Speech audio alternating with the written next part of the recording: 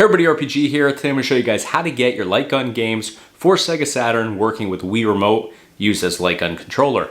So let's get started.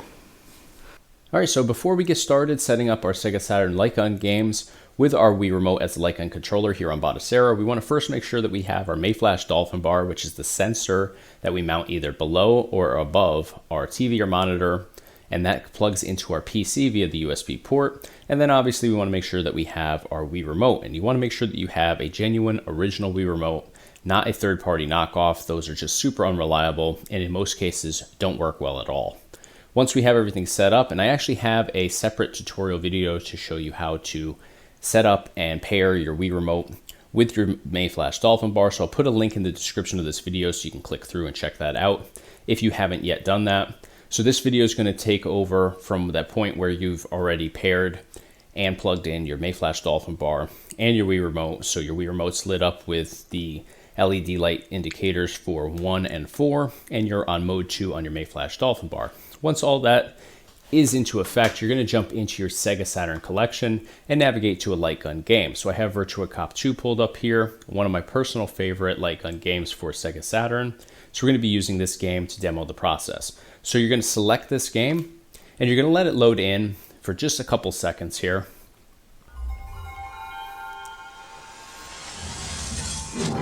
So once you're about this far, you can go ahead and hit your hotkey enable button, which is typically select, and X at the same time.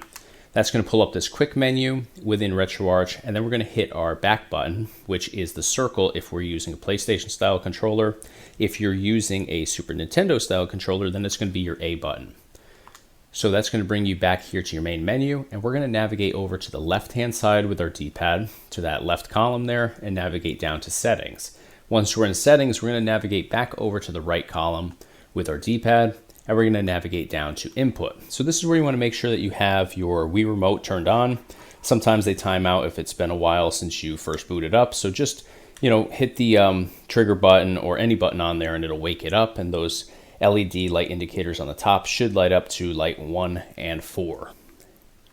We'll select input, and then we're going to drop down to port 1 controls. Right at the top, you'll see that the first option is device type, and that's exactly where we want to be. So we're going to navigate over with our D-pad to the right over to mouse. So it's about 4 or 5 options over, and you can see now device type is set to mouse. So I'm just going to drop down 1 so I'm not highlighting that device type option anymore, and I'm going to do exactly what I did to jump into RetroArch initially and hit my hotkey enable, which in my case is select, and X at the same time. This is going to bring us right back into that game.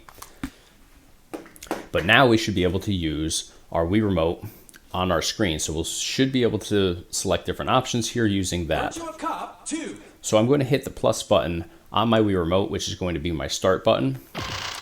And you can see now I advance into the option where I can choose between arcade and option, and I can select up or down just by moving my Wii Remote up or down. So it's a little bit sensitive because there's not a lot of range of motion between these two options, but once I have arcade highlighted, I'm going to hit my plus button. That's going to advance me into the game. Here you can see I can select, and I'm actually able to move the crosshairs using my Wii Remote. Big chase. So I selected that first option there by pulling the trigger. And now we'll just jump into this game and I'll show you exactly how this works. Let's go. So I'm fully able to move around here.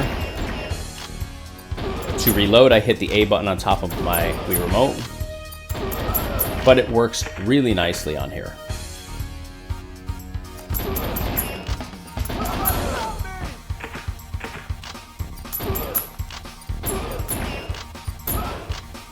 Alright guys, so you can see from this tutorial video that it's really easy to get these Sega Saturn light gun games working with the Wii Remote. So if you have any questions or anything like that, feel free to reach out to me either directly or through the comments section of this video. Always happy to help you guys out any way I possibly can, so definitely don't hesitate to reach out to me. But that's going to do it for this video, so you know the deal. Smash the like button if you enjoyed the video and you found it helpful. Be sure to subscribe to our YouTube channel so you stay in the loop for future projects and videos that we release on here, as well as, of course, check us out online on our website, www.retropieguy.com. Thanks for watching.